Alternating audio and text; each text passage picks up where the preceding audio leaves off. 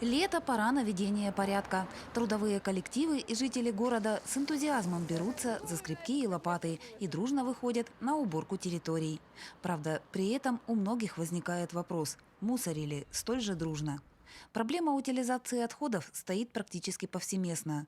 В Алдане и его окрестностях насчитываются десятки несанкционированных свалок. Задачи по ликвидации большинства из них берут на себя сотрудники природоохранных ведомств. Один из масштабных субботников состоялся на пороге лета неподалеку от города.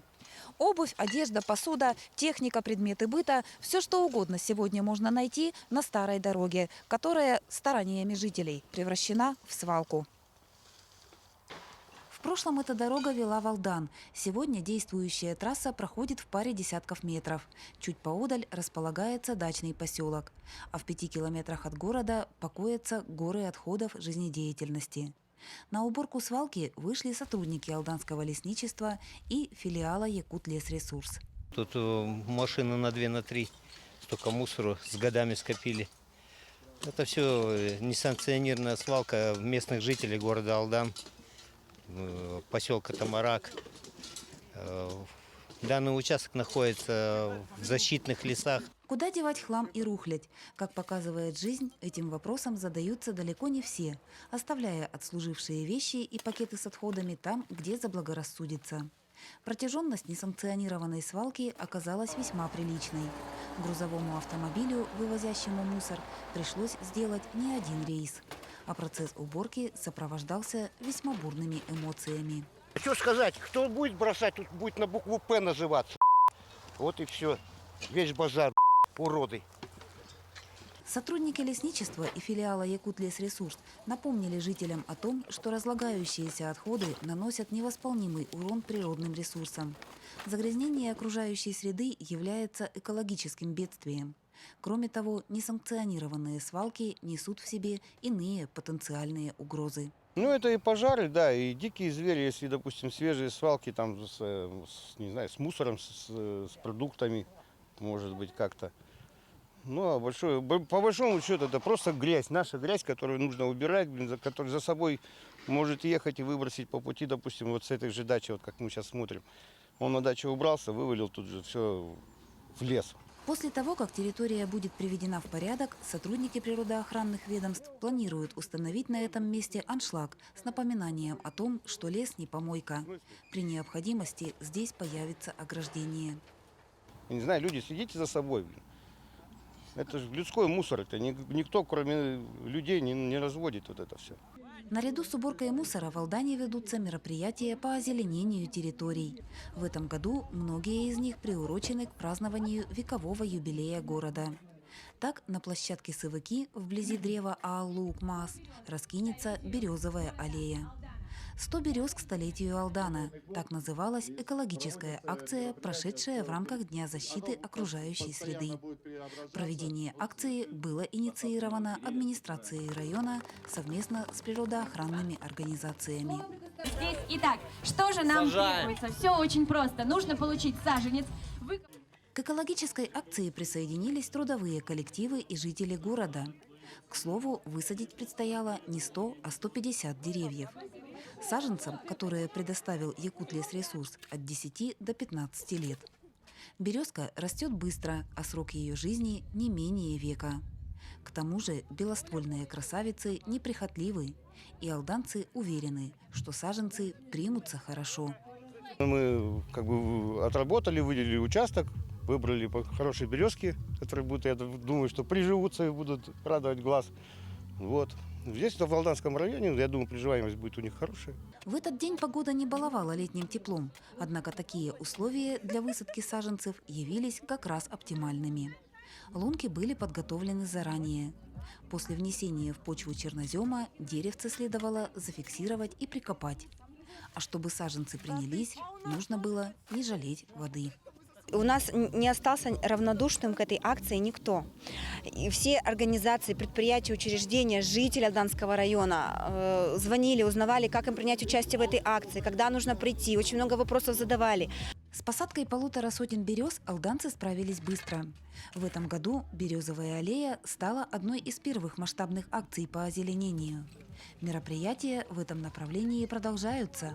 Посадки деревьев и цветов производятся на улицах, в скверах и территориях организаций. К юбилею города также планируется акция «100 тысяч цветов». Впереди посадка цветов, мы тоже выступаем с лозунгом, и поэтому на сегодняшний день дети, трудовые площадки, трудовые коллективы начнут при восстановлении погоды высаживать цветы.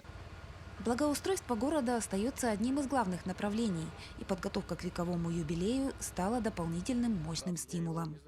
Продолжается ремонт фасадов многоквартирных домов, а также асфальтирование дорог, тротуаров и дворовых территорий.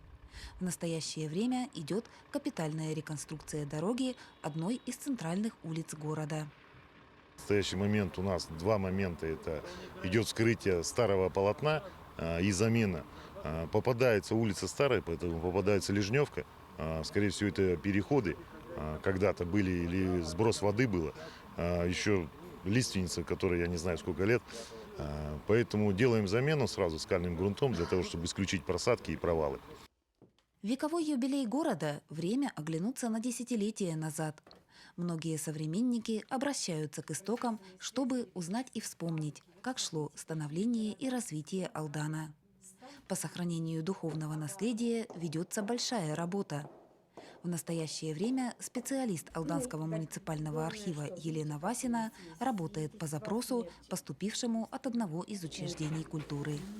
Елена Владимировна делает подборку информации о фельдъегере Прокопии Самодумова.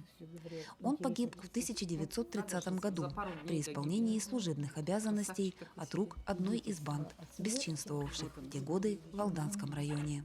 С ним еще был бухгалтер. Они собирали, значит, вот золото. Он вез его 37, как мы посмотрели, 37 килограммов, 399 граммов, да.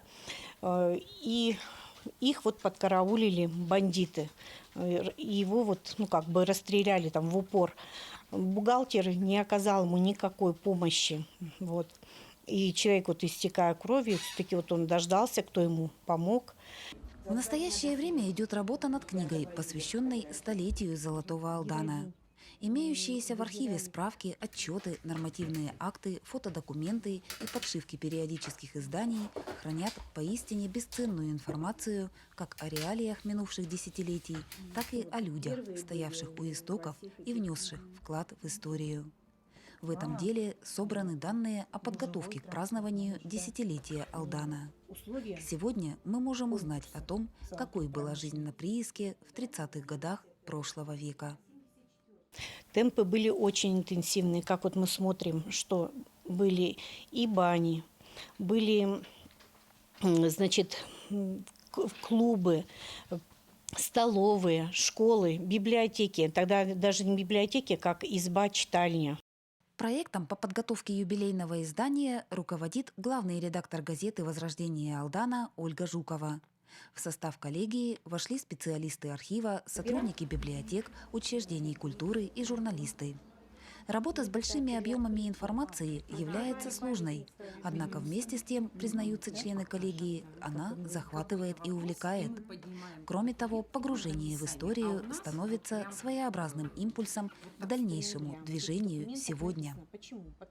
Таким результатом этой работы стало то, что мы тоже завели свой даже дзен-канал, где на Яндексе, где поднимаем старые исторические материалы, и, как оказалось, они пользуются большой популярностью и у нынешних жителей Алдана, и у тех, кто уехал за его пределы, и теперь тоже интересуется историей, вспоминает какие-то былые годы, свою работу в нашем городе.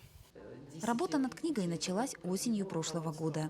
Издание отразит исторические вехи множества сфер и отраслей первенца промышленности Якутии. Чуть ранее, на исходе мая, была опубликована книга «Герои Победы Алданской земли». Она посвящена людям, которые ковали победу как на фронте, так и в тылу. Это видеокадры презентации издания. В сохранении истории и передаче памяти потомкам заключается одна из важнейших задач современников.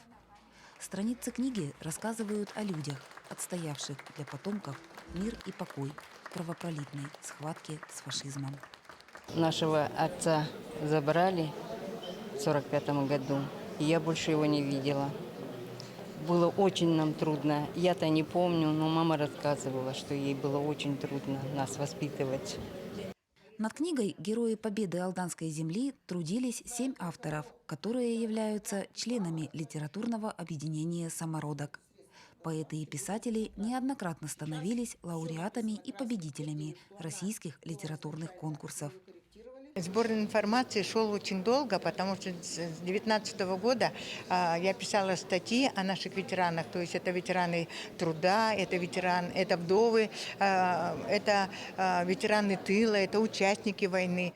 В книге «Герои Победы Алданской земли» собраны порядка 80 историй разных судеб. Сбор информации шел по разным направлениям. Авторы изучали публикации, работали в архиве и беседовали с ветеранами и их близкими. С Галиной Ивановной беседовали о жизни, о поднятии целины, как я жила в сельской местности, в колхозе работала. Все делала. И доила, и поила, и сакманила, и на прицепе была, и на комбайне под соломой была, и что только не делала. Выпуск книги стал возможным благодаря средствам гранта главы Алданского района. Проект, разработанный литературным объединением «Самородок» совместно с Советом ветеранов, стал одним из 8 победителей. Процесс создания книги, по словам авторов, захватывал их полностью. Когда разговариваешь с глазу на глаз с человеком, то есть собеседником, он рассказывает такие вещи, о которых потом очень интересно читать. Но это как раз о войне, что действительно было трудно. Они все об этом говорят в открытую. К реализации проекта присоединилась Алданская детская школа искусств. Юные художники готовили иллюстрации к книге. Создатели труда убеждены, работа в данном направлении продолжится. Эта книга не только для населения, она и для молодежи в основном, чтобы они знали о том, что была война, что было трудно, и что в нашем городе есть такие герои, которые прожили эту войну.